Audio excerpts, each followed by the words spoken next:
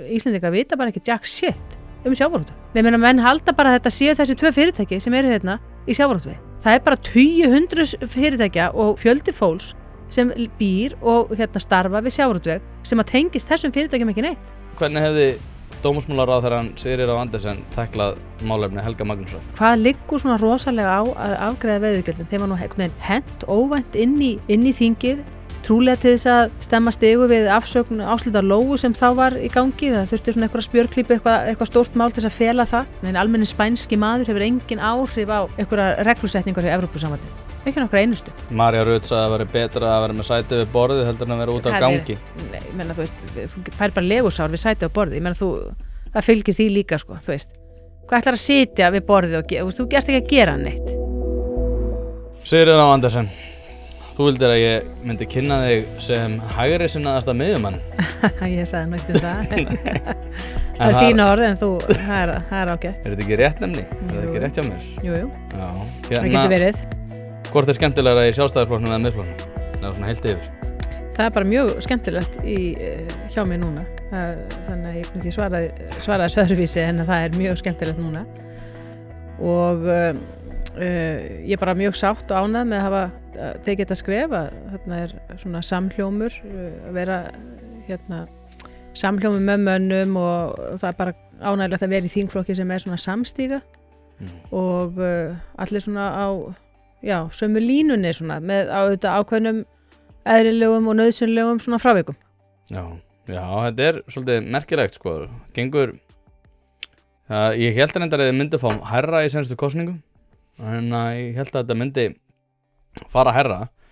Það er eins og sko þau mál sem að að koma upp núna og þessi ríkisstjórnin einhvern veginn að reyna að grípa til, eitthvað sem að Miðflokkurinn var að tala um.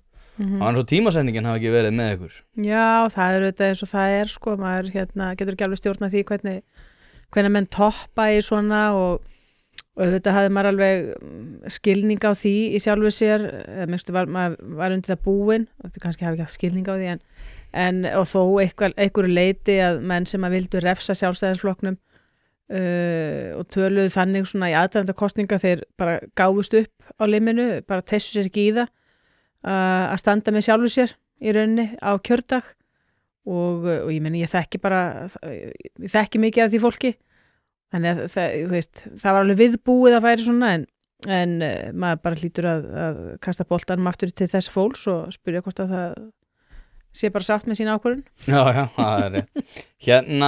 Heyrðu, mér langar að ræða þetta við. Ég sá að þú varst að tvíta við erum að tala saman, ég veit ekki alveg nákvæmlega hvernig þessi þáttur kemur út en við erum að tala saman 19. júní og þið ættu að vera að fara bráðum í sumarfrí, búið að ganga svona á ýmsu málefni sem við erum örgulega að fara að koma inn á. En eitt sem ég langar að tala þú varst að tvíta núna bara rétt áðan málefni Helga Magnúsar og hvers konar prófsteinn þetta hafi í rauninni verið fyrir nýja dómsmálaráðherra og að hún hafi einhvern veginn klikkað ef ég skildi skilaboðin rétt. Svo við byrjum bara kannski á því, bara hvernig hefði dómsmálaráðherrann Sigríður Á Andersen tæklað málefni Helga Magnúsar? Sko, já, ég týsti því þannig að mér finnst þetta óásættanlega laust, sko, ef menn líta þetta sem einhverju lausn í þessu máli. Þetta mál sem sagt, málið sjálft er bara einhver samstarf örðuleikar tveggja yfirmanna hjá þessu embætti. Hann er reyndar var ríkissaksóknari og heyrði undir ríkissaksóknara og svona ummælið sem að hann hefur látið falla á samfélagsmiðlum sem að ég get svona alveg tekið undir að hann hefði betur látið ógert en er þó ekki þannig að maðurinn sé óalandi og óferjandi til starfa enda kemur það fram í yfirlýsingu núverandi dómsmálaráðherra sem var að ljúka þessu máli, að finna einhverja lausn í þetta mála. Hann væri bara mjög góður lögfræðingur og röskur og hvað eina. En alltaf einu líkur hún þessu máli með því að bara sparka honum út og heldur því fram að hann eigi starfslokasamning hann heldur því fram að hann eigi rétt til eftirlaun, að fara á eftirlaun núna kornungur maðurinn eitthvað örlítið eldri en ég meina, en það er langt í það að hann að það sé komið að hans svona lokum starfsæfinar. Ekki 9 ár í eftirlaunaaldur. Jú, 9 ár. Og það þýðir að hann ef ég skilða rétt að það eru engum fjárhæðum svo sem verið flaggað í þessu, en þetta 70% af, ef hann að fara á eftirlaun, þá það 70% kannski cirka af föstum launum sem að telja vel yfir 2 milljónir á mánuði, en þetta telur ykkur 100 milljónir króna. Nei, mér finnst þetta bara óásættanleg lausn. Í öllu leyti varpar þetta ljósi á kannski stærra mál sem að hefði þá dómsmálaráðin hefði nú þurft að impra á eða vekja máls á í þessu, og það auðvitað réttindi opinberra starfsmanna, réttindi embættismanna, réttindi þeirra sem eru æviskipaðir, og menn hljóta kannski að velta fyrir sér, ef það alfa og omega í þessum máli, að maðurinn hafi verið skipað ótímabundi, að hann eigi þá rétt á því að þurfi ekki að hlíta neinu agavaldi. Og svo það þetta sjónarmið sem þetta líka saksóknarar ákæruvaldið eigi að vera svo óbúslega sjálfstætt að það má ekki anda á þá frekar en dómara, og allt þetta lið einhvern veginn vil allir vera kóngar, en það þó þannig að ríkissaksóknarar embættið heyrir undir dómsmálaráðherra, og dómsmálaráðherra hefur auðvitað í því ljósi heimildi til þess að hlutast til einhverju leyti starfsmannamál þarna, og þarna hefur henni bara ekki tekist betur en það að hún sér þá eina lausn út úr málinu eftir 6 mánaða umhugsun að senda mannin bara á eftirlaun. Og þetta finnst mér bara mjög undarlegt. Mér finnst bara mjög undarlegt að það sé ekki hægt að finna manninum. Í fyrsta lagi að hann bara geti ekki haldið áfram sínum störfum. Það kann að vera að það hefði þurft að færa hann úr einhvern tilteknum málum, setja hann í einhvern önnur mál, eða bara hann verði á einhverju skrifstofuvinnu, lesa yfir eitthvað. Ég meina ég þekki náttúrulega ekki þessi störfin þarna, hún gerir það svo sem dómsmálaráðherra, sem fyrirverandi starfsmaður þarna, og mögulega framtíðar, að því ég held að hún sé ennþá í þeim tímaramma hún eigi réttindi til að hverfa aftur á sambærilegri stöðu eftir stjórnmálaþátttökuna sína. Það annar mál sem við getum líka rætt, en kannski tengist þetta eitthvað, ég veit það ekki, en hún minnst setur ekki niður fótinn og lætur mannin bara vinna þarna, og gerir báðum aðilum það ljóst að það kom ekki annað til greina en að hann haldi áfram störfum.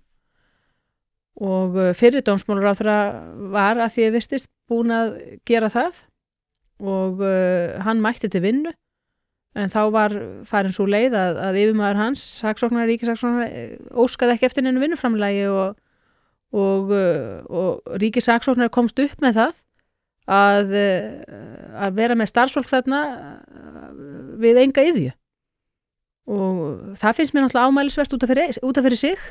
Það hlýtur bara að vera hægt að finna starf. Ég meina, menn þetta embætti eins og mörg önnur eru nú ekki spör við sig í að kvarta yfir manneklu og fjárskorti og málaþunga og öllu þessu, en alltaf einu þá komast menn upp með það að líta bara þannig á að einhver maður mæti hann í vinnuna og hann get ekki innt nokkuð störf á hendi.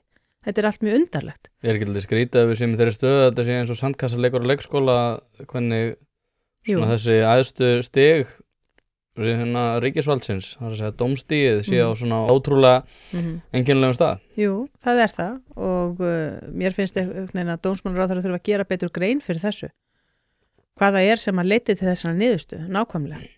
Hvort gerir þinginu grein fyrir því. Ég meina, mér finnst þetta tilefni fyrir stjórnskipunar og eftirlitsnefnd að taka upp og skoða, vegna þess að þetta eitthvað sem að menn þurfa grípa inn í. Það að segja, menn get ekki látið þetta fordæmi skapast þannig að þetta getur komið fyrir aftur. Það verður að vera eitthvað, það þarf að upplýsa þingi það, þarf að breyta einhverju lögum í þessu sambandi, eða hvað það sem þarf að gera. Það getur ekki verið þannig að það séu 2 embættismenn mishátt settir en þessu báðir æviskipaðir. Þetta bara gengur ekki. Ef að menn líta á þannig að ótímabundi ráðning skapi þennan svakalega rétt, að það sé bara nóg að blammera eitthvað að vera orðkvassa á netinu eða við samstarfsfólk, að það réttlæti það að menn bara sé ekki hæfi til vinnu. Þá getur mann velt fyrir sér hvaða, það sem sagt í dag, það kann að vera allt í lagi hérna á morgun sko, eitthvað sem mönnum finnst slæmt í dag, það getur allt í lagi í framtíðinni og öfugt sko, hluti sem menn segja í dag og láta flakka og öllum finnst eðlilegt sko, það getur verið eftir nokkur ár bara litið á það sem hérna vestu mannvonsku. Þannig að þetta, minnst kosti þarf að hérna að útskýra betur og að því þú spurði mig hvað ég hefði gert, það hefði þurft, ég veit ekki hvað hefði þurft til þess að ég hefði lokað málinu svona. Ég sé það ekki fyrir mér að þú hefði gert það svona? Ég meina að þær aðstæður væru uppi þarna að það þyrfti að ljúka málinu með þessum hætti. Já, ég hérna, út af því að voru að tala svona heilagarleika opinberra starfsmanna í samhengi við þetta, núna voru hagræðingartillögur ríkisstjórnarinnar sem að með einhverjum óskiljulegum ástæðum fá að geta heyra lengur Nei. Það var rosa spennandi í byrjun. Það er alveg skiljanlegar ástæður fyrir því, en ok.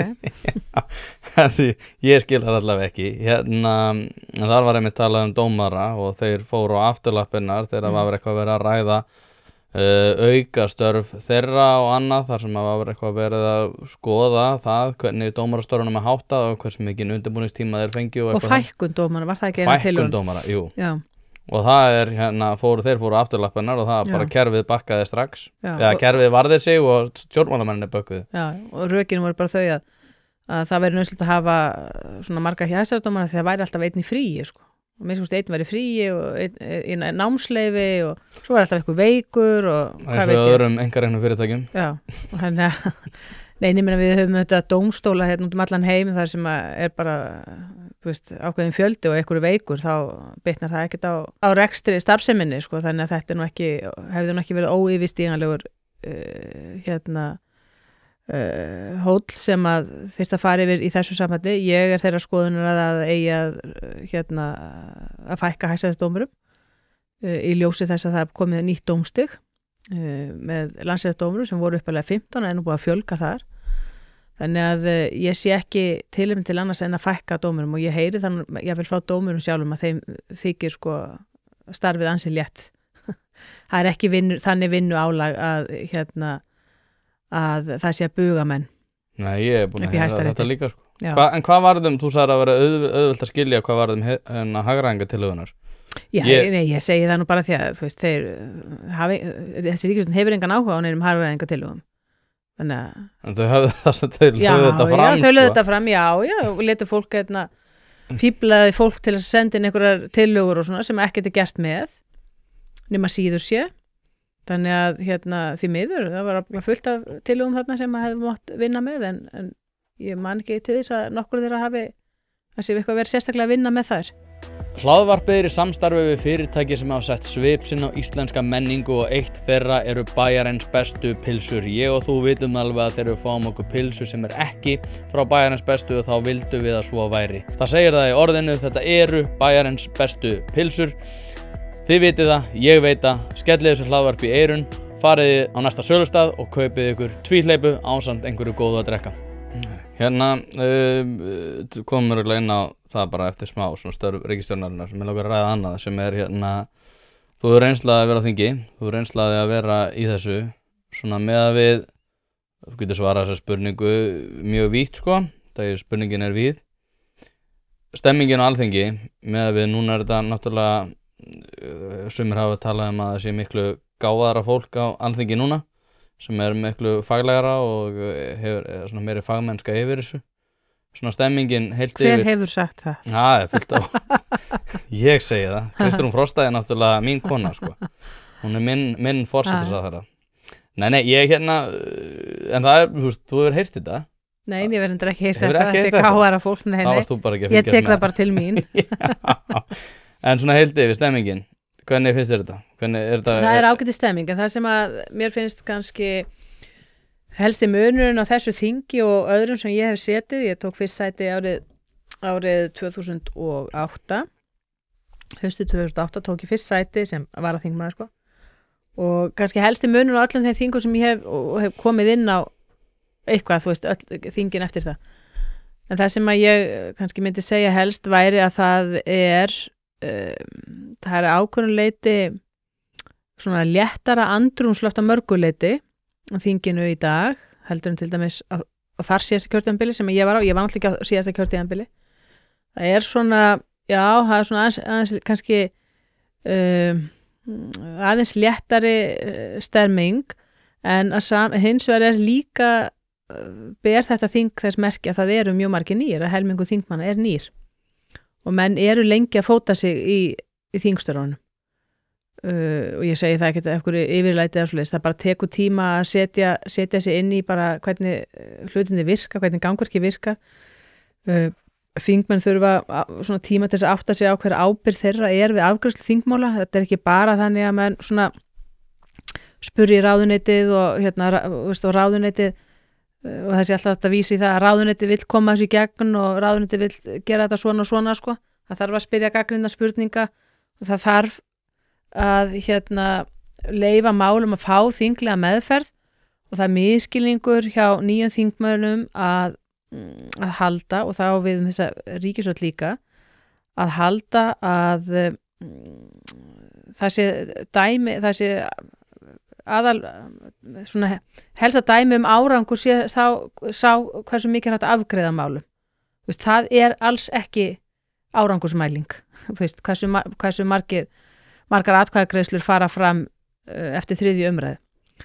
Og mér hefur þótt þetta vantar svolítið hjá nýjum þingmönnum að þeir þurfa líka að átta sig á því, eins og ég gerði líka þegar minn flokkur var í ríkisstjórn og ég var ekki ráðherra, ég var þingmaður, að veita, sko, þetta fólk þarf að átta að veita sínu fólki aðhald líka. Sko, þú veist, ég gerði það og þingmenn á þeim tíma Sjálfstæðisflokksins sko, reyndu að gera það upp á ákveðnu marki þetta við ráðherrana. Til hvers þetta vísa í svona praktísku eðli? Já, ég bara, þú veist, menn þurfa kannski eru bara menn ekki konum með það sjálfstraust en þessi þingmenn sem eru núna á þingi til þess að segja við ráðherran sinn og sínum flokki eða eitthvað sem að reyna að tróða málum í gegn, heyrðu býtu, þetta þarf frekari yfirlegu. Þú veist, bara menn heyra það á öllum umsagnaraðilum að málið gallað, þú veist, tilgangurinn og markmiðið alveg göfugur, en málið bara ekki tilbúið til þess að fara til þess að verða lögum. Þetta bara þannig mál. Og þetta vantar, finnst mér svona áþreifanlega á þinginu núna og maður tekur sérstaklega eftir núna þegar menn eru að reyna að ljúka þessum þingstörfum. Og það voru sett inn mál, hátt í 100 mál sem ríkisstjórnin lagði fram og hún raunverulega heldur að öll þessi mál verði að lögum, sko. Sumir eru svona bara lítil mál sem að kannski lagatæknileg og eru fljóta afgreidd, en það eru ansi mörg stór mál, eins og maður myndi segja, svona flókin og sem að hafa miklar afleiðingar, mikil réttaráhrif af verðu þau samþykkt, þessi frumvörp. Og mér finnst að þingmenn sé ekki búin að átta sig á því hvernig þingi virkar í þessu sambandi, en þingið og lýðræði virkar auðvitað þannig að það ekki, sko, eftir kosningar winner takes it all, sko. Menn þurfa að ná samkomulagi á þinginu við stjórnarandstöðuna afgreiðslumála. Það bara númer 1, sko. Og svo síðan hvernig menn gera það, hvernig menn ná svona samkomulagi, hverju menn tefla fram og svona, það síðan annar handleikur sem menn þurfa líka aðeins átt að sjá hvað svona vænlegt til árangurs í því. Það ekkert vænlegt til árangurs í því að setja á þingfundi alla nætur og sunnudugum. Ég meina, hvað fékkst út í því við bókun 35? Hvað fekk ríkisstjórnin út úr öllu þessu? Hún fekk ekkert út úr þessu. Nei, ekkert út úr þessu. Það var að pota bara í ykkur. Já, ég meina, þú veist, en til hvers, þú veist, ég meina, þá eru menn ekki að hugsa að búa til vettvang eða að búa til svona samningsstöðu eða reyna ég ætla ekki að segja, þú veist, halda mennum góðum eða reyna svona að menn eru ekki snjallir samningamenn sem að vinna svona. Ég horfði á hana fund og hann var alveg óstjórnlega leðilegur og fyrirsjáanlegur, sko. Hvaða fundið? Þú margir? Já, aðalega bókun 35 á sunnudeginum sem að þú ert að vísa til. Þar var nú meira að segja þannig að það náðist nú ekki að ræða það mál, heldur var rætt fundarstöð forseta allan tíman, ég held að það náðist 2-3 ræður í bókun 35. Þannig að það búið að stefna fólki þarna sunnudegi. Til þess hvað? Bara þess að vanvirða þingið, bara þess að vanvirða hefðirnar og venjurnar og svona það sem hefur verið óumdeilt og samkomla með mönnum að menn halda ekki þingfund á sunnudum. Það var bara verið einhvern veginn að pissa utan í það. það var ekkert sem fékkst út úr því málefnalega, ekki einu sinni var máli rætt efnislega bókun 35, heldur bara einhvern veginn svona að sýna einhvern veginn vald sitt og til hvers. Á ég segja hvað mér finnst ótrúlega merkilegt, það sem ég er mjög mikið búin að pæla í málþófi undanfarið. Ég pæli almennt séð ekkert í mikið í málþófi en mér hefur fundist svolítið merkilegt að setja í samhengi við hugmyndir John Stuart Mill eða Rawls, eða báðir örugglega, ofríki meirihlutans. Ofríki meirihlutans.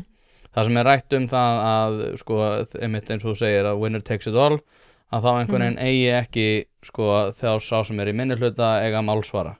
Og þetta eru mjög áhugaverðar pælingar þar sem að hversu mikið hægt að stíga á vilja þeirra sem eru í minnihluta fyrir atbeini meirihlutans.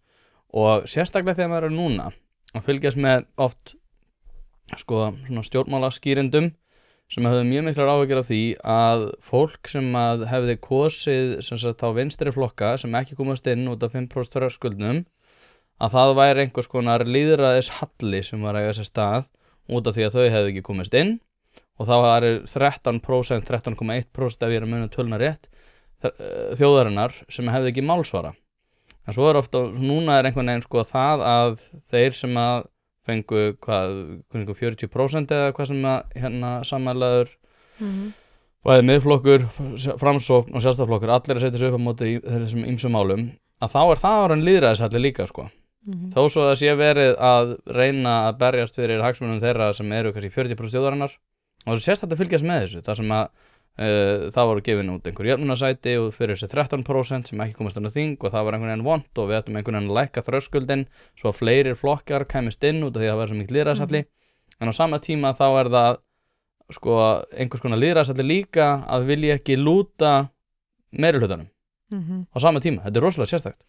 Já, það svo sem kannski þegar menn eru að tala um halla að því að eitthvað sjónarmið ná ekki inn á þing ég kannski ekki alveg sammála því að því ég held nú að sjónarmið vinstri manna heyrist nú alveg inn á þingi þótt þessi ekki sko gargað og gólað sko á göngum þingsins og í ræðustól eins og var gert og kannski bara aðra típur sem að bera þau fram en ég meina samfylkingin auðvitað heldur upp í sjónarmið vinstri manna á þinginu en þetta vinstri ríkisstjórn hvarlar ekki að nokkru manni halda annað, ég meina flokkur fólksins líka hefur þessi sjónarmið flokks fólksins eru vinstri sjónarmið ég meina jafnvel sósíalista sko, mætti segja þú veist, einhver máli þeirra og Viðreisn svona einhvern veginn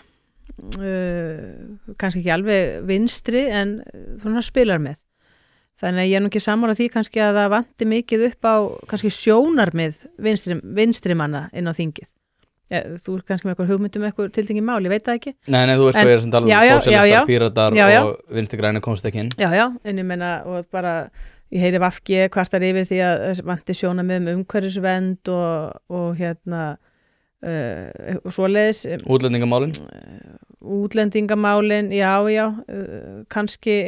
kannski þau í einhverjum tilvikum, þá ég án eftir að sjá hver stefna þessar ríkisstjórnar í þeim efnum sko, það hefur ekkert framkomið svona eitthvað raunverulega, menn ætla að gera eitthvað raunverulega skurk í þeim málum og ég eftir að sjá að það gerist og eins og í umhverfismálanum mér hefur nú alveg fundist sko fólk, jafnvel þótt að menn játi því ekki að sko brjáluðustu hugmyndir VG í þeim efnum sko hafi ekki náðin á þing að þá finnst mér ekki ástæð þess að segja að umhverfis sjónarmið eigi ekki talsmenn á þingi, ég held að það sé fráleitt að halda því fram og bara frekar mikil samstæð held ég með öllum að halda þeim sjónarmiðum á lofti eins og þetta greinir menn á einstaka virkjanir og þess háttar en ég held að það sé nú óbúslega lítill fáir sem eru algjörlega á móti öllum virkjunum og svona þannig að þau sjónarmið VG kannski skiljanlegt að þau séu ekki alveg uppi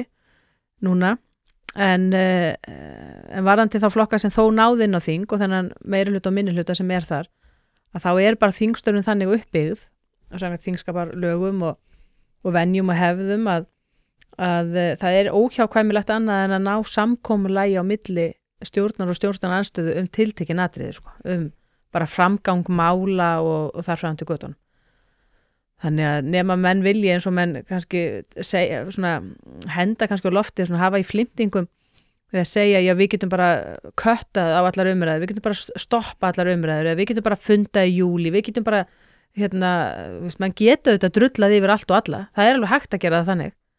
En ég myndi halda að forsætisráðherra með einhverja smá sjálfsvirðingu og ríkisstjórn hefði ekki áhuga að byrja kjörtímabilið sitt þannig. Heldur reyna að ná samkomulagi afgreiðslu einhverja brýnna mála og mála sem hún leggur áherslu á og þá segir hún, já það til dæmis veiðigjöld, en við leggjum rosalega mikla áherslu á veiðigjöldin, sko. Hvað liggur svona rosalega á að afgreiða veiðigjöldin? Þeim var nú hent óvænt inn í þingið, trúlega til þess að stemma stigu við afsögn Áslaugar Lóu sem þá var í gangi, það þurfti svona einhverja spjörklípu, eitthvað stórt mál til þess að fela það. Þannig að því var svona hent inn í þingið á einhverjum tímapunkti sem það bjóst enginn við að fá málið, það kæmi þá fram. Algjörlega óundirbúið. Einhverju útreikningar sem að menn voru búin að kalla eftir og þessi gögn og allt þetta sem að, ég veit að hlustundur þreyttir á að hlusta á, en geta bara kveikt á, ég veit ekki, ég flóta þátturum fyrir spila eftir 2 vikur, geta kveikt á Alþingisrásinni og hlustað á þessu umræðu. Og þegar það svona ofboðsleg gagnrýni, ekki bara frá alþingismönnum, af því alþingismenn ekki að vinna inn í tómarúmi. Hver einasti alþingismenn að heyra í alls svona fólki, spyr fólk sem í greininni og alveg sama hvaða mál það bara heyrir, hvernig þetta, því að, ég hef ekkert vita á sjávarútvegi, sko, eða, svona ýmsum málum, sko. Ég veit á skattheimtu, en ég veit ekki hvernig rekstur þessar fyrirtækja eða hvernig þetta kemur við sveitafjölugin og svona. Og þegar það þannig að menn, það svona bara gegnum gangandi ábendingar frá ýmsum ólíkum hagsmunaaðilum að þetta sé óljóst hver afleiðingin að þá eiga menn auðvitað að stoppa eins og staldra við og drullast bara til að koma þá með þessa útreikninga og sína þá. Menn það var verið að rífast það helgina, var einhver fundur í atvinnuveganefnd þar sem að neita að fá gesti frá skattinum. Ég hef aldrei vitað það. Ég hef aldrei vitað það að formaður nefndar neiti þingmönnum sem að biðja það að fá gest sem að hefur verið að tjásu málið. Hver formaður þessar nefndar? Atvinnuveganefndar, Sigurjón Þórðarsson okkur. En þannig að sko þetta mjög furðulegt að þetta sé unnið svona. Þannig að bara það að fá til dæmis gesti hefði verið hægt til að sprauta hans máli niður, þá eru menn komni með afstöðuna, að því það verður auðvitað aldrei þannig, og ríkisstjórnin mjög barnalega, hún heldur það að það neita að fá fram sjónarmið frá okkur fólki, að það komi veg fyrir að sjónarmið komið fram. Ég menn þá fara bara þingmenn að funda einslega með skattinu. Það verður bara þannig. Og menn bara fá þessar útreikninga og annað með öðrum leiðum. Þannig að þetta svona, já, mér finnst svolítið vanta að þetta tala okkar núna spurningin hvernig þetta þing öðruvísi heldur en áður, og það verði að segja vegna reynsluleysis. Nú auðvitað samt í ríkisstjórninni reynslu mikið fólk, ég menn Þorgerður Katrín auðvitað reynslu mikil, hún bara hins vegar alltaf í útlöndum og til þess að bara heppna, prísa sér sæl að vera þar. Aðrir í ríkisstjórninni hafa litla sem enga reynslu. Logi kannski þinglega reynslu. En Kristrún hefur ekki mikla, hún var bara 3 ár, bara 3 ára kjörtímabil síðast og ég fylgdist nú bara með því af kantinum heima frá mér og gat ekki betur greint annað en að hún væri bara í svona einhverjum innanhús skúringamálum hjá Samfylkingunni á þessu tímabili, en ég held hún hafi náttúrulega mikla þinglega reynslu. Svona þingreynslu. En ekki það auðvitað geta menn verið röksami stjórnendur og annað sem hafa þinglega reynslu, en það vantar hins vegar alveg líka, að þetta auðvitað engin verkstjórn að láta þingið malla svona eins og það hefur verið að gera og með jafn þung mál undir og vera búin að tala sér út í horn að verði að afgreiða þessi mál. Gleymum því ekki, þessi ráðherrar að koma hver aftur öðrum og segir, þetta mál verður klárað. Þetta mál verður klárað núna, sko.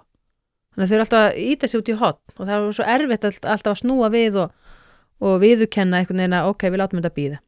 bara því miður. Hlaðvarpið í samstarfi við fyrirtæki sem hafa reynst mér vel og eitt af þeim Happy Hydrate. Happy Hydrate veitir þér öll þau steinefni sem þú nauðsynlega þarft á að halda. Ég var alltaf skeptískur á það hvort það væri gott yfir höfuð að vera að taka einhvers konar viðbótarefni, en eftir að ég byrjaði að nota Happy Hydrate hef ég einfaldlega orðið betri maður. Mér líður betur, kem meira í verk og dagurinn verður einfaldlega betri. Þetta dagskammtur af C-vítamini, engin gervisykur, dregur úr þreytu, inniheldur nauðsynleg vítamin og bara heilt yfir frábært.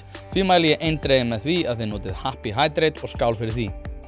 Já, þetta skrítið það. Hérna, veiðigjöldin, það einhvern veginn eins og þú varst að segja, það allir að tala um þetta. Ég einhvern veginn horfði þetta þannig að það bara, ef þetta fer gegn, þá bara eins gott að þetta hafi engin áhrif á landsbyggðina.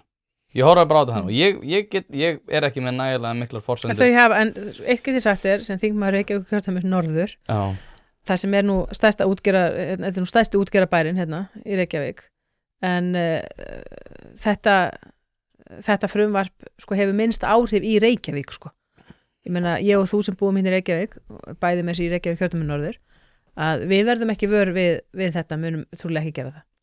En ég get jafnvel fullyrt það að þetta frumvarp mun hafa veruleg áhrif í eiginlega öllum öðrum kjördæmum, pottet í öllum kjördæmum, en í eiginlega öllum svona byggðarlögum, sjávarútvegsbyggðarlögum. Þetta mun alveg hafa mikil áhrif þar. Já. Það ástæðan fyrir því að það hefur ekki áhrif hérna í Reykjavík, þá ég bara að hugsa um fjölda íbúa versus kostnaðin sem leggst á fyrirtækin hérna í þessu kjördæmi. En út á landsbyggðinni þar sem eru kannski 400 íbúar og að fá á sig 400 milljóna króna einhverja skerðingu í tekjum eða skattlagningu á fyrirtæki í bænum, þetta hefur það mikil áhrif og það segir sig bara sjálft að tvöföldun og það er markmiðið með þessu frumvarpi að tvöfalda tekjur ríkissjóðs af veiðigjöldum, að tvöfalda í einu vetfangi, að tvöfalda. Ég meina það er alveg sama hversu óbáslega lágt menn telja einhver gjöld vera, það að tvöfalda það ætti bara þegar að þeirri ástæðu að það er tvöföldun að hringja einhverjum bjöllum og gefa mönnum færi á að meta aðeins afleiðingarnar. Því tvöföldun það er alveg sama tvöföldun á hverju sem það hefur áhrif. Þetta samt bara það sem að Þorsteinn Már og Gummi Brimir með endur kottanum Þetta ætti nú ekki að vera mikið vandamál fyrir það. Já, þú segir það, en þetta ekki að leggjast bara á þá, þetta að leggjast á lítil fyrirtæki líka. Þetta að leggjast á lítil fjölskyldufyrirtæki á landsbyggðinni. Og ég meina, nei, þeir eru örugglega missa ekki svepp yfir þessu. En öll önnur fyrirtæki, menn gleyma því að sjávarútvegur á Íslandi, hann byggir ekki bara á Guðmundi og Máva. Það er bara margir sem eiga þarna undir líka. Þannig að þetta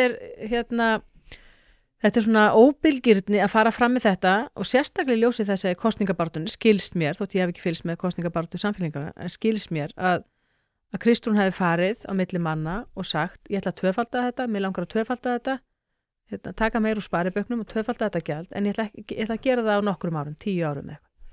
Ég nefnilega skil ekki alveg pólitísku leikjafræðina bak við það, því ég velti fyrir mér hver það innan ríkisstjórnarinnar sem hefur orðið, farið fram á það að þetta sé gert í allt í einu. Er það Viðreisn? Eða maður einhvern veginn hefur efasemdir það út af því að þrátt fyrir það að þau tali á alls konar máta sjávarútveginn að þá einhvern veginn eru þau samt svona, reyna að halda allavega í ákveðna svona hægri taug sem að þau vilja eins og segja, halda í. Samfylkingin var búin að segja að þau myndu fara fram með ákveðna móti, þau hefðu ekkert fengið mikið stærri prik held ég frá kjósendum og þeirrum sem fylgjast með stjórnmálum ef hún hefði gert það yfir 10 ára tímabil og Flokkur fólksins held ég að sé ekkert eitthvað svakalega mikið að spája sig yfir höfuð fyrir þetta strandveiðinar. Þannig að ég fór alltaf að hugsa þetta út frá pólitíska leikjafræði það bara út af því að þessu hefði verið, ef þetta hefði verið dreift yfir 10 ára þá einhvern veginn hefði þetta bara einhvern veginn verið á næstu ríkisstjórn einhvern veginn að innleiða þetta. Það sem ég er hrædd við? Það það sem ég er rosalega mikið að pæla í þessu. Nei, mér þetta bara helst í huga menn bara líta á eins og vinstriflokkarnir hafa sagt og samfélkingin þar með að menn líta á skattstofnum sem hlaðborð. Það bara hlaðborð fyrir ríkissjóð. Og ég held bara að menn hafi hugsað verið að setja saman fjármálaáætlun og hugsað með þetta það sem við ætlum að eyða, við ætlum bara að eyða í þetta og þetta, það er engin samdráttur hjá okkur vantar bara auka 10 milljarða, tökum það bara þarna. þetta bara þannig, við erum bara að fara í sparibauki, þetta er svo hætt þetta við alla skattheimtu að menn, þegar einu sinni er komin á skattur sem á bara að vera eitthvað pínulítið, tökum gistináttagjaldið, tökum bara alla skatta, virðisaukaskattinn sem hann alltaf byrjaði mann ekki hvað hann var peanut með við það sem hann er í dag. Svo bara byrja menn, stjórnmálamenn sem get ekki sagt nei og vilja eyða peningum, þeir bara ganga í þetta og hækka þetta. Það er bara þannig. Og með veiðigjaldi held ég hafi sérstaklega verið, kannski þetta sjónarmið sem að þú ert að endurspegla, ég held að sé hugum margra, auðvitað að segja, já, Guðmundur í Brim og Mái í Samherja, þeir geta alveg borgað þetta. Menn Íslendingar vita bara ekki jack shit sjávarútveg. Menn halda bara að þetta séu þessi 2 fyrirtæki sem eru hérna í sjávarútvegi. Það er bara 200 fyrirtækja og fjöldi fólks sem býr og starfa við sjávarútveg sem að tengist þessum fyrirtækjum ekki neitt.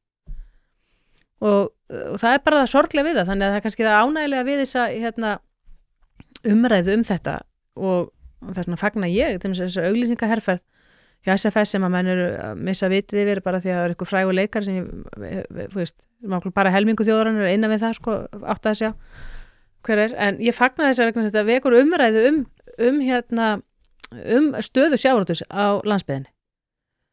Þannig að ég og þú, við þurfum að fara hringverðum landið og kynna okkur sjávarútveg. Sigga og Tóti. Menn hafa bara gott af því að fara. Já, og ég bara hvet fólk sem er að fara í sumarfrí núna, bara droppa inn í þessi fiskvinnslufyrirtæki.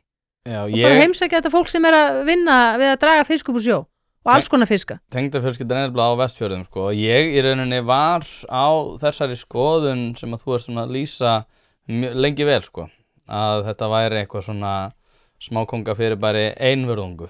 Þú veist, það er alveg hægt að fara rauk fyrir því að einhverjir séu stjarnfræðilega ríkir og nú er Baldvin að fara að taka við öllum Samherja og þetta er orðið einhvers konar ríki í ríkinu þannig fyrir á Dalvík og bla bla bla. Fólk, ég er alveg til að taka þær umræðu, enda hef ég talað mjög mikið um þessi mál. En ég aftur á móti hef líka gert mig grein fyrir því að það er fullt af afleitum áhrifum varðar sjávarútveg sem eru stórkostlega jákvæð. Og allir sem að vinna í þessu, búa á þessum stöðum, hafa einhverja aðkomu að þessu eða jafnvel óbeina aðkomu þar sem þeir eru að þjónusta þetta eitthvað þannig, eru bara, ég bý hérna út af þessu og ef það er verið að hrófla við þessu að þá hætti ég að búa hérna. Og maður hefur séð það, einhver hafa lýst til þess að á sunnanverðum Vestfjörðum að þá er að Bíldudalur, Tálknafjörður og Patreksfjörður ferði svona í línu og það voru ákveðna lýsingar á því svona hvers konar stöðu bæjarnir voru í og þeir hafa tekið við sér meðal annars út af fiskeldi og líka öðru, en maður sér alveg sérstaklega þegar þessar landsbyggðar þessi landsbyggðarbæir, þeir reiða sig á raunhagkerfið að svo miklum mætti að ef að þetta fellur niður að þá fer bara fólk að hætta að búa hana og það gerist ótrúlega hratt. Og ég er sammálaður, ég held að okkur sé bara drullu saman landsbyggðinni. Ég var með nú Hermann Nökkva hérna daginn, hann var að fjalla um leikskólapláss í Keflavík, óskilt þessu, en þú veist, ég held að það var miklu erfara, það var 36 mánaða sem að þau fengið inngöngu, en það talar enginn um það, Nei. Svo samt erum við hérna bara niður í Ráðhúsi með 18 mánaða bara hérna alveg hræðilegt, en okkur er bara drullu saman með þetta fólk, Ég held að, kannski, sem ekki segja að fólk sé drullu saman landsbyggðinni, ég held að Íslendingum almennt og Reykvíkingum sé auðvitað antum landsbyggðinni, fólk ferðast landið og þarf götunum. Ég held bara, menn gefa sér ekki tíma bara til þess að velta fyrir sér bara lífsháttum, bara út á landi. Þeir sem hafa engar tengingar við landsbyggðina, auðvitað hafa mjög margir Reykvíkingar einhverja tengingar við, eru komnir eiga ættingja út á landi og svona sem þekkja þetta, en ég held bara að það skortir svolítið upp á það að menn svona átti sig aðeins á því bara á hverju þessi landsbyggð tikkar og þess vegna í því sambandi finnst mér bara gott að þessi umræða kemur upp sjávarútveginn, svo hefur við eftir að taka þessu umræða landbúnaðinn líka, það er síðan annað. Auðvitað getum við haft síðan skoðanir á því hvað sé skynsamlegt, hvernig sé skynsamlegt að nýta okkar náttúruauðlindir og svona, það liggur fyrir að við höfum tekið ákvörðun að vera með þessi auðlindagjöld.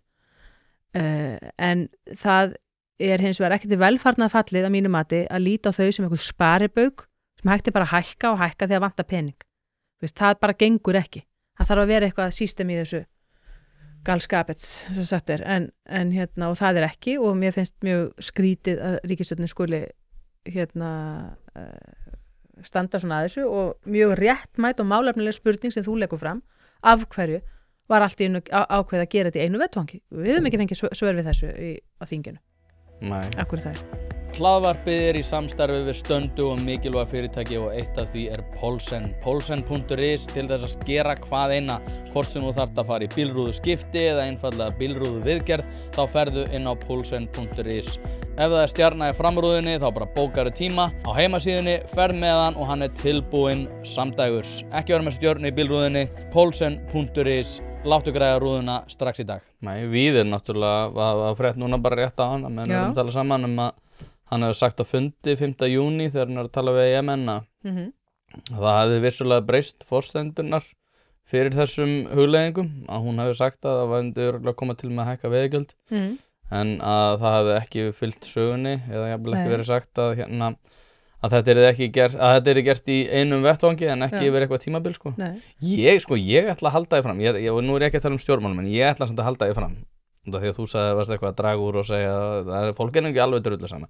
Ég held að fólki sé drullu sama og við séum það bara þú veist til með sér í útlendingamálunum bara þegar að Keflvíkingar frá til mér bara á Ásbrú bara fullt af hælisundum og það verður rosalega mikið af félagslegum vandamál og annað sko og svo þegar þeir kvarti yfir því sko ég held bara fólk áttir sig ekki á því. Nei, fólk í Reykjavík áttar sig ekkert á stemmingunni í Keflavík út af þessu. Það leifir sér að gera það samt og svo kallum við það rasista fyrir það að tjá sig þetta og svo þegar þetta kemur til Reykjavík og þá allt í neða það árið ómögulegt sko. Já.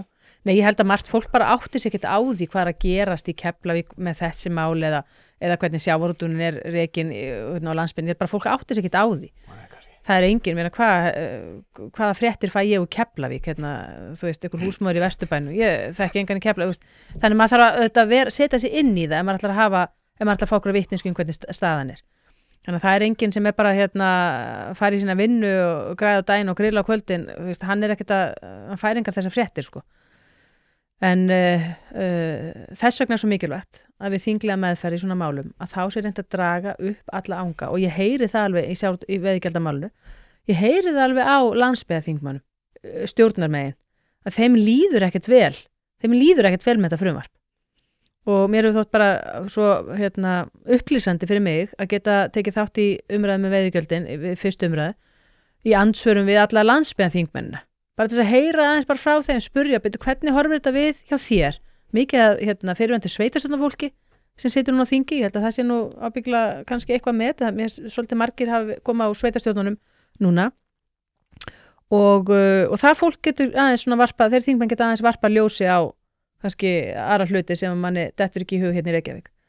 Þannig að þegar þú ræðir þetta við þau, eru þau einhvern veginn að þú segir að þeim líði eitthvað óþægilega en þegar þú talar við Nei, ég meina þau auðvitað styðja ég bara finn það á fólki sko. Ég finn það á þingmennum af landsbyggðinni að þetta er erfitt mál en þingmenn stjórnarandstöðunar auðvitað lýsa þessu alveg í smáatriðum hvernig þetta horfir við þeim og hvernig þetta horfir við þeirra bæjarfélagi en eru náttúrulega víða að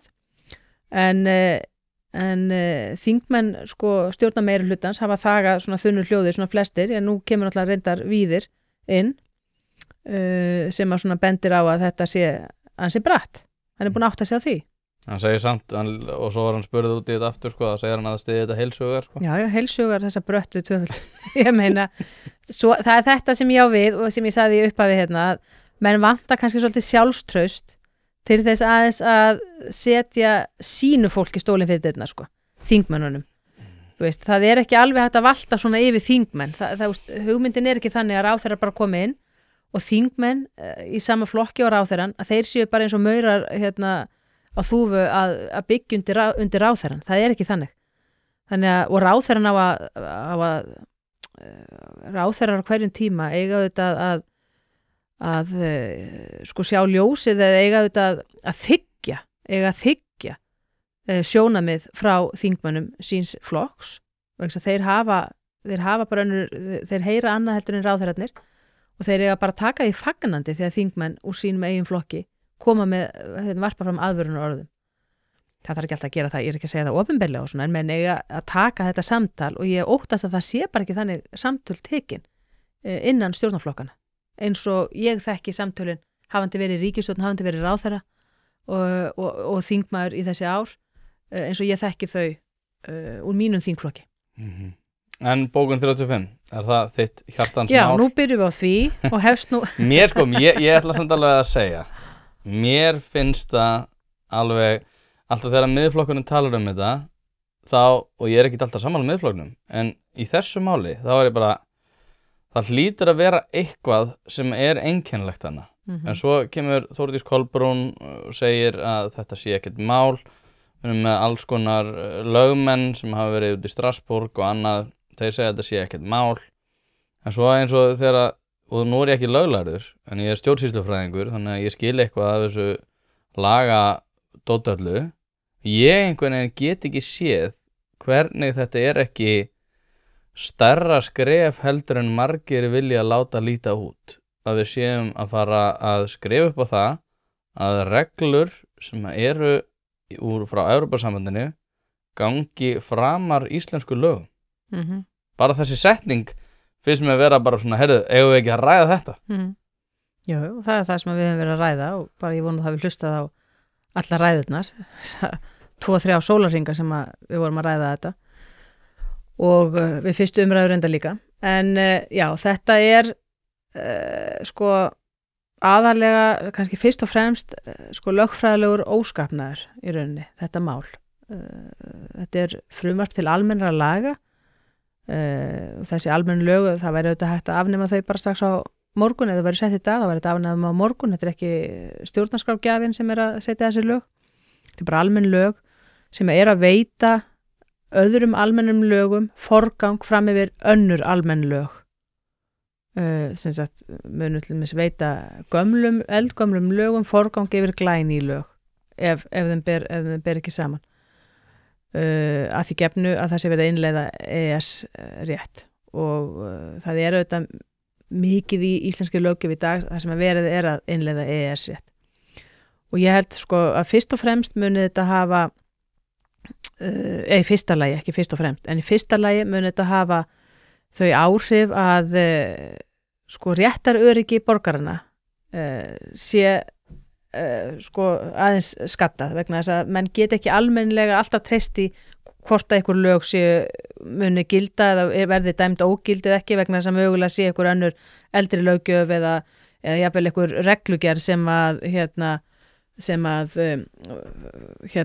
overræti eða íti einhverju löggjöf til hliðar sem skýr og skorinorð og svo í öðru lagi þá líka það skiptir mig jafnmiklu máli að þingið í dag getur ekki gefið fyrirmæli til þingsins í framtíðinni, til allra þinga í framtíðinni með því að segja að þessi lög eigi að gilda umfram önnur. Þú veist, þá þingið að gefa eitthvað fyrirmæli til framtíðar þinga. Má ég skjóta einu inn í og til að bara setja smá samhengi því að ef að minnið ekki að svíkja mig þá almenna reglan sú að nýrri lög ganga framar eldri lögum, þá velti ég fyrir mér ef að nýtt þing tæki við og myndi setja einhver lög, að þá væri þeirri reglu snúið við ef að eldri lög Evrópusambandsins finnast, þá væri við í rauninni að setja lög undir þeim formerkjum að ef einhver getur fundið eitthvað úr lagabálki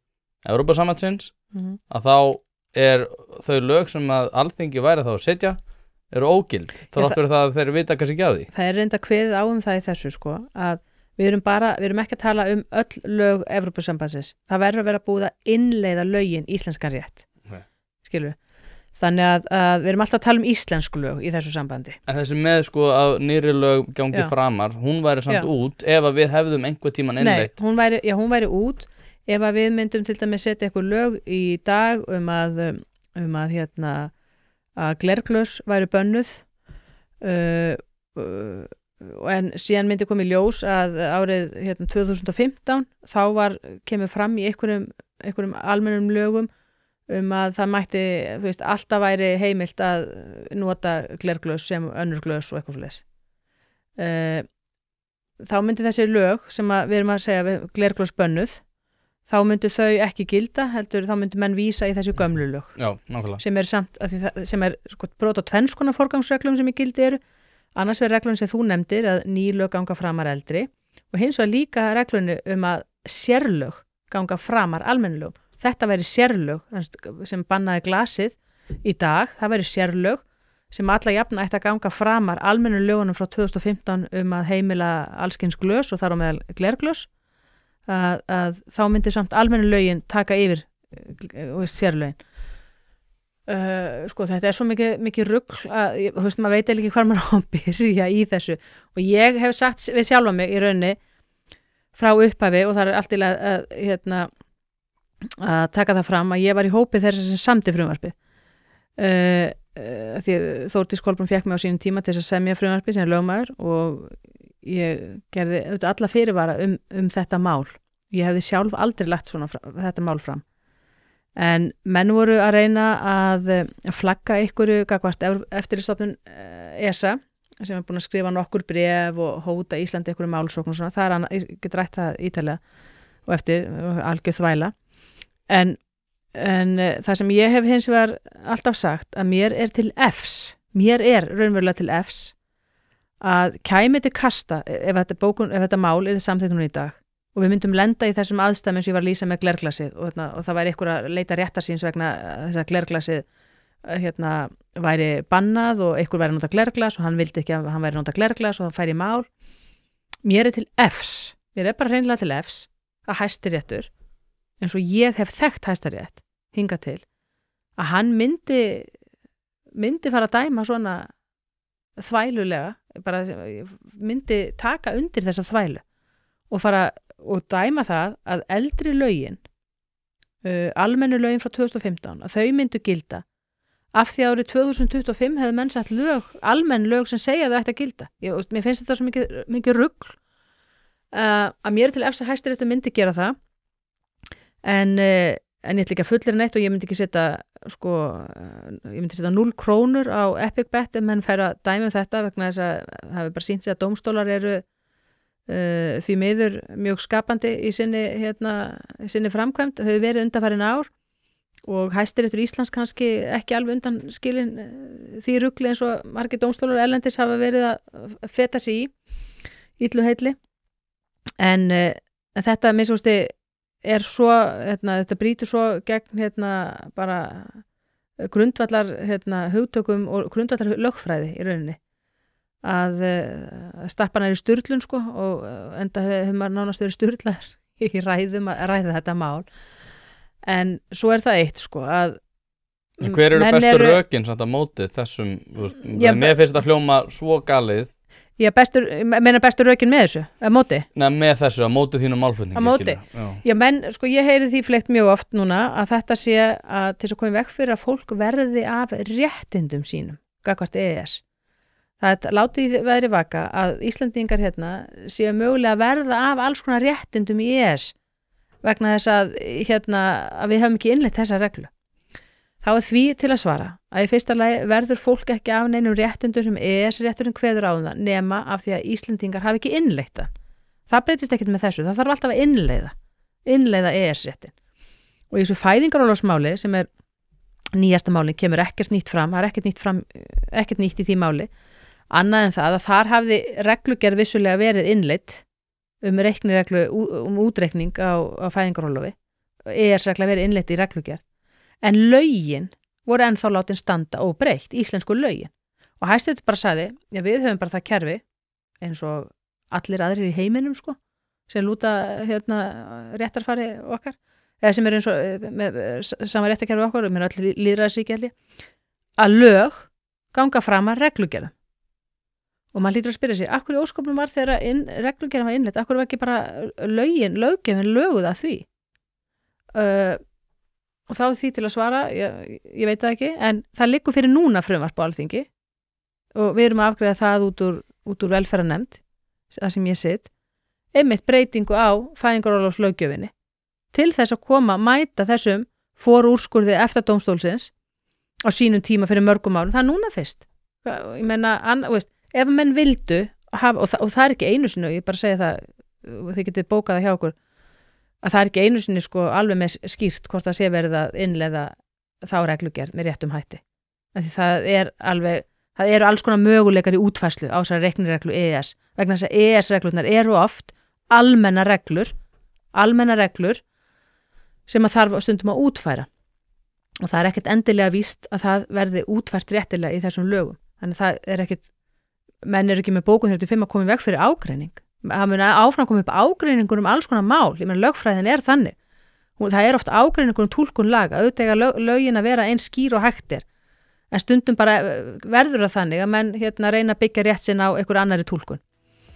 Hlaðvarpið í samstarfi við fyrirtæki sem veita úrvalsþjónustu og eitt af þeim er Alvöru Bón. Við skulum bara vera hreinskilin, ef þér þykir vænt bíliðin þá lætur þú gera þetta almennilega og það er nákvæmlega sem Alvöru Bón gerir.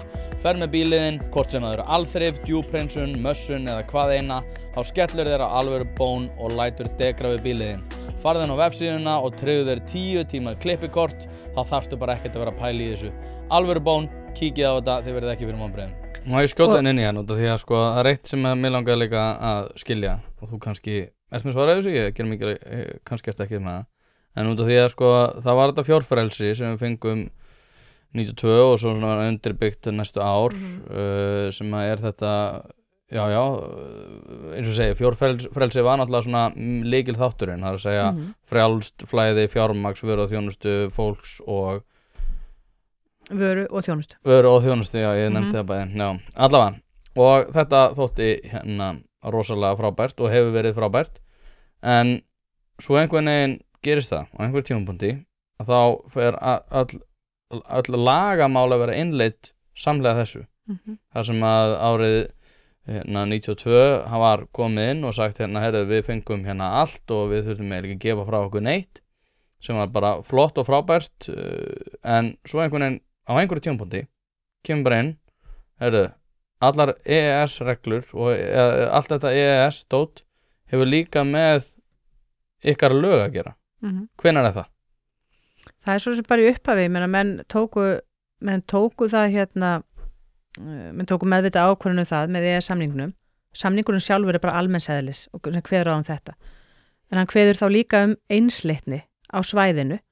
Þannig að við tókum á okkur skuldbindingu að hafa okkar reglur og lög sambærilegar því sem gerist í Evrópusambandinu. Og við tókum yfirvegaða ákvörðun það að gera það með þeim hætti að setja inn í 3. grein laganna með samningin að öll lög, ef það kemur upp eitthvað óljóst, ef það er óljóst íslenskt lagaákvæði, að þá ætti að túlka það í anda þess sem að væri á EES-svæðinu.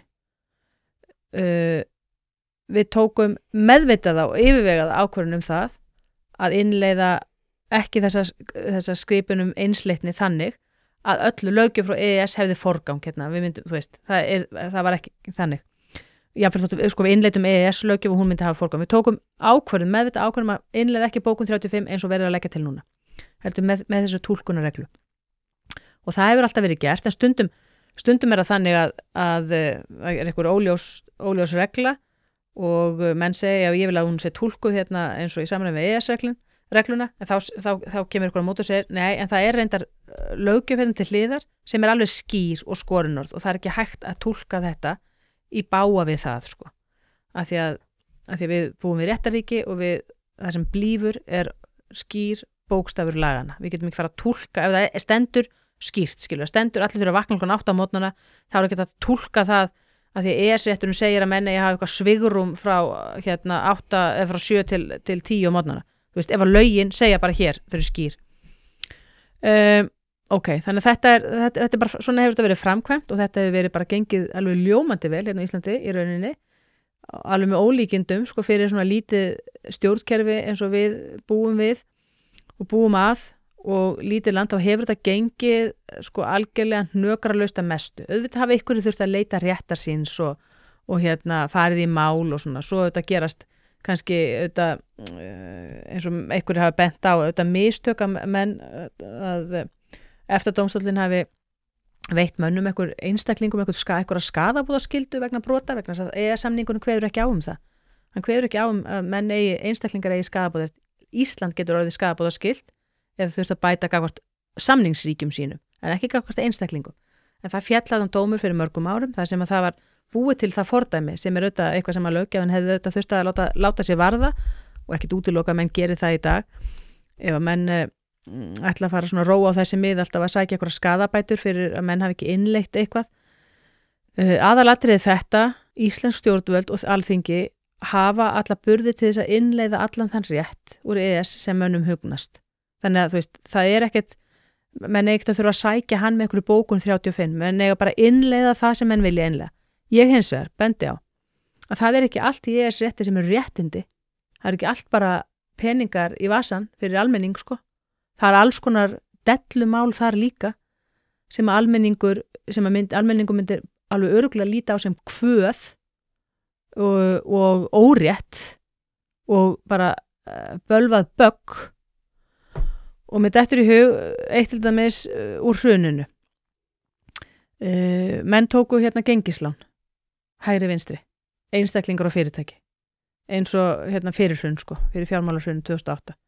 Þá tóku menn lán sem voru tryggð með hérna vísitölu og tryggð í einhverjum erlendum gjaldmiðlum og erlendum vísitölum. Íslensk lög sögðu að það væri ekki heimilt. Það væri ekki heimilt að veita verðtryggð lán verðtryggð með erlendum vísitölum.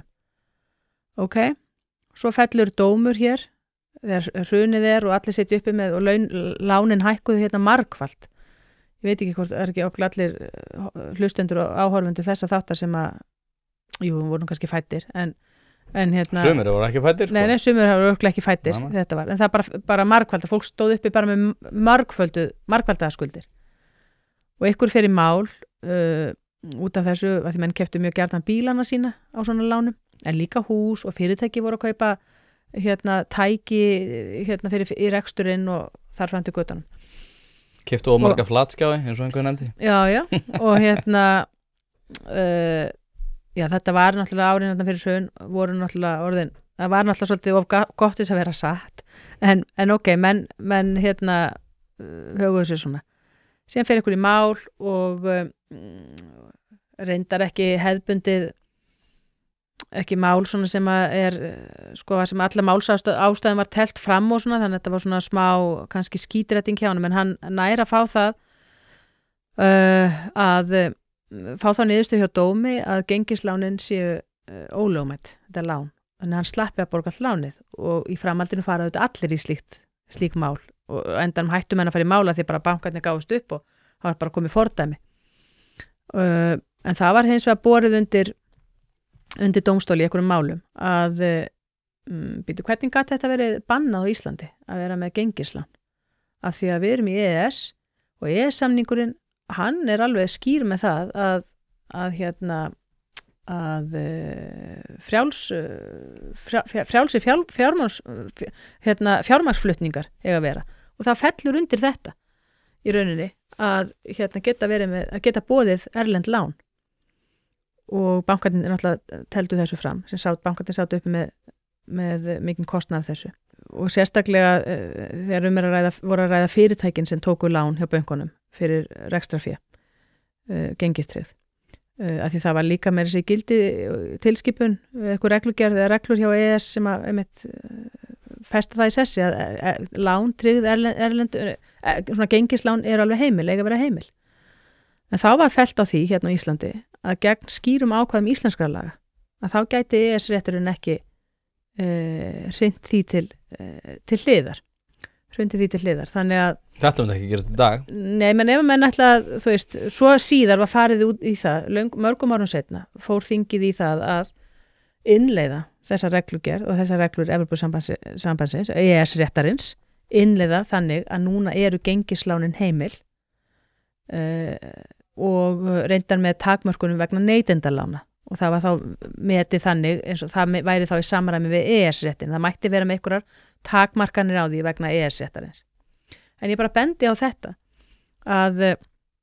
að þarna var bara almenningur og fyrirtækin það var kannski sérstaklega við fyrirtækin sem tóku gengislán þau eru ekkert á kafi í einhverju EES-reglum þau bara spyrja hverjar eru reglurnar hér á Íslandi hvað búið að innleiða hér og hvernig eru lögin og lögin voru þannig að það var bannað að veita gengislán en það hafði verið látið viðgangast auðvitað í áratug minnst nokkur ár þarna áður og einhver hefði geta haldið fram að þarna hefði skapast viðskiptavenja sem nú ein réttarheimild í lögfræði líka, en það var ekki látið reyna á það, að þetta var athugasemdalaus réttarframkvæmd og í áratug held ég og athugasemdalaus viðskiptavenja vildi ég segja, en það var ekki látið reyna á það, en þannig að það var skýrt og þarna, hvað maður að segja, græddu íslenskir neytendur á því að það var ekki litið til orðalags í EES-samningnum með frjálsa fjármagnsflutninga. Það var ekki látið ýta til hliðar skýrum orðalagi íslenskra laga sem bönnuðu gengislánin. Auðvitað sátu bankarnir eftir með sárt ennið, menn þau töpuðu. En ég er að tala þessa neytendur þá. Þetta líka bendir á eitt, sko, þegar menn er að tala og það þarf að innlega bókun 35 vegna þess að það er til að tryggja réttindi fólks. Sko, réttindi eins getur verið kvöð fyrir annan.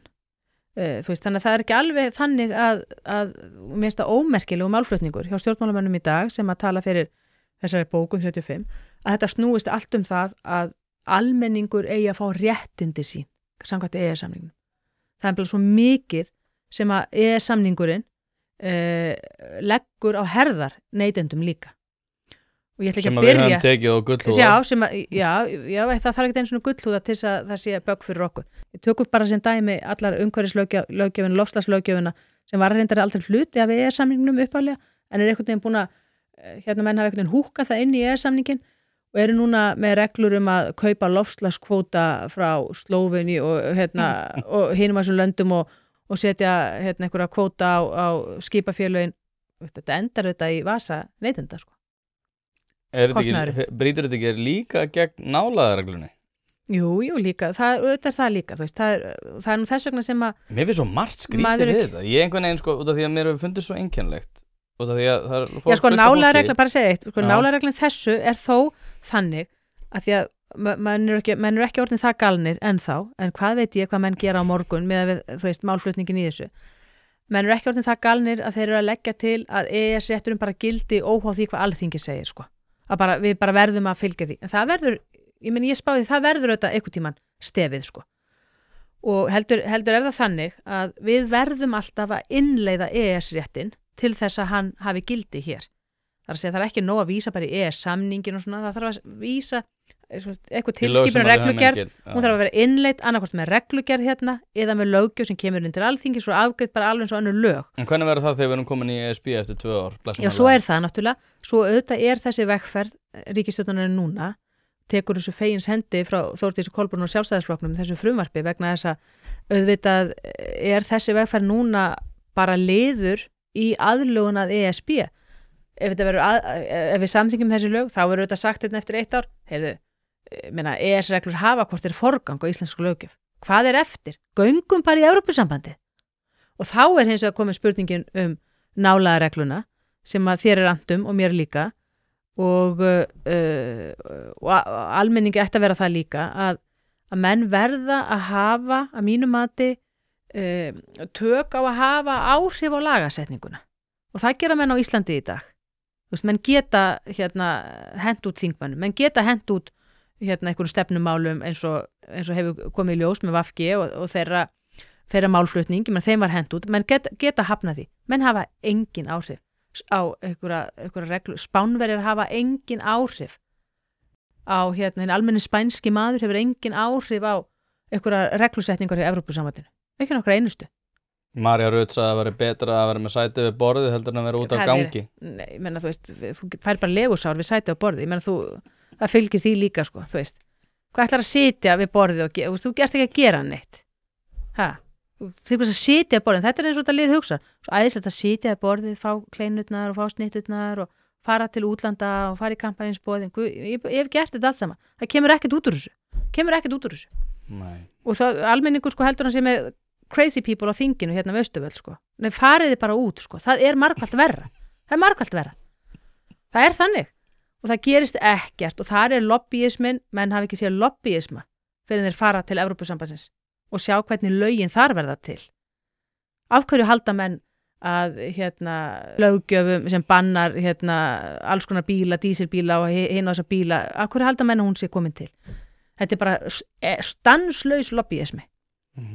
Þannig að þú heyrir það að mín afstæði svo gagnvart eingöngu Evrópusambandi þar hef ekki áhuga og hef ekki eins og áhuga að fara í þess að alltaf verið að eyða tíma í það sem að þessi ríkisstjórn virðist samt vilja eyða miklum tíma í þótt hún sko ná ekki einu sinni að klára þingið þetta með sómasamlegum hætti innan tímamarka.